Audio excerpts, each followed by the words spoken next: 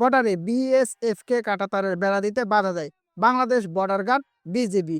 মালদহের ভারত বাংলাদেশ সীমান্তে ব্যাপক উত্তেজনা, দুই পাশে বিজিবি এবং বিএসএফ এর একাধিক ব্যাংকার তৈরি। সীমান্তের এপারে বিজেপির পাশাপাশি প্রচুর বাংলাদেশি নাগরিকও জমা হয়েছে।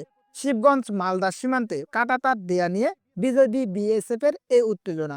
ভারত বাংলাদেশ সীমান্তে মালদহের বৈষ্ণবনগর থানার সুখদেবপুর এলাকায় এবং বাংলাদেশের রাজশাহীর শিবগঞ্জ থানার উল্টো দিকে কাঁটাতারের বেড়া বসানোকে কেন্দ্র করে উত্তেজনা সৃষ্টি হয়েছে। সীমান্তে বিএসএফ কাঁটাতার বসানোর কাজ শুরু করলে বিজেপি তা নিয়ে আপত্তি তোলে। বিজেপির দাবি উক্ত অঞ্চলটি বাংলাদেশের মধ্যে পড়ে এবং সেখানে বিএসএফ কোনোভাবেই বেড়া দিতে পারে না।